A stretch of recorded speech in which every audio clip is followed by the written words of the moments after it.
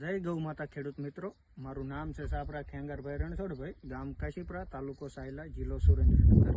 Mobile number છે 63 530 1734 અને આજે તારીખ થઈ 2 માર્ચ 2025. આપણે 2019-20થી પ્રાકૃતિક ખેતી કરવી છે, એટલે કે ગાય આધારિત. પણ આ વર્ષે આપણે જંગલી ખેતી કરી છે.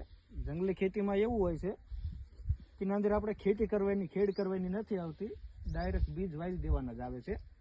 બીજામૃતનો પટ મારીને આમાં પહેલાં કપાસ હતો, સરગવો હતો, વરિયાળી છે, ચીકુ છે, સરગવો છે, મકાઈ છે, જુવાર છે, રીંગણી છે, ટમાટી છે, જુવાર છે, અલગ અલગ પાક કરતા 11 જેટલા પાક છે, વાલ છે, વાલોર છે.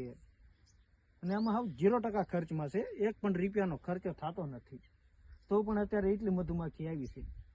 અંદર આપણે સૂરજમુખીના પણ એટલી બધી વાવી છે કે અત્યારે લાલા જે સડ નામના ચકલી આવે તે સૂરજમુખી ખાવા આવે. અને કોઈ પણ જગ્યાએ અત્યારે મધુમક્ખી વરિયાળીમાં નથી આવતી. અને આપણે અત્યારે બપોરનો 1 વાગ્યો તો પણ વરિયાળીની અંદર મધુમક્ખી કન્ટિન્યુ આવતી રહેશે અને છે પણ સારી દાણાદાર. જય ગૌ માતા. આ રાયતી જુવાર છે, એ પણ પાકી જાય, પણ સડ ચકલા ખાઈ જાય છે. ભલે ખાય, આપણે એને પણ ઘણા ફાયદા છે. સાથે સાથે મિયા વચ્ચે જંગલ પણ બનાવેલું છે. આના અંદર કોઈ પણ જાતની દવાનો સ્પ્રે નથી કર્યો. એકવાર દૂધ અને ગોળનો છંટકાવ કર્યો હતો, બાકી કંઈ કર્યું નથી. પણ મધુમાખી એટલી છે એટલે હવે આપણે દૂધને ગોળ કરવાની પણ જરૂરિયાત નથી. આ જોઈ શકો છો મધુમાખી છે. અને આ મિયા વચ્ચે જંગલની અંદર હાલની અંદર એક અત્યારે નાનું એવું મધ પણ બેઠેલું છે, જે આ છે રાયતી ઝાડ છે, એ પણ હવે પાકી ગઈ. હા, ઓલા કરતા થોડીક સાઈઝ નાની રહે પણ છે સારી. આ જોઈ શકો છો, આ વરિયાળી છે.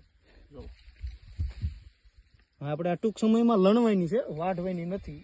લણીને લેવાની છે. અને આની અંદર 1 કિલો કરતાં વધારે સૂરજમુખી વાયેલા છે. એ સૂરજમુખી પણ ખૂબ સારા છે. પણ આ સૂરજમુખીનું ફૂલ છે, જે તમે જોઈ શકો છો. પણ આ સડ અને ચકલા રવા નથી દેતા, લેલા બેલા ખૂબ ખાઈ જાય છે. એ પણ ખૂબ સારી છે. અસ્તુ. જય ગૌ માતા.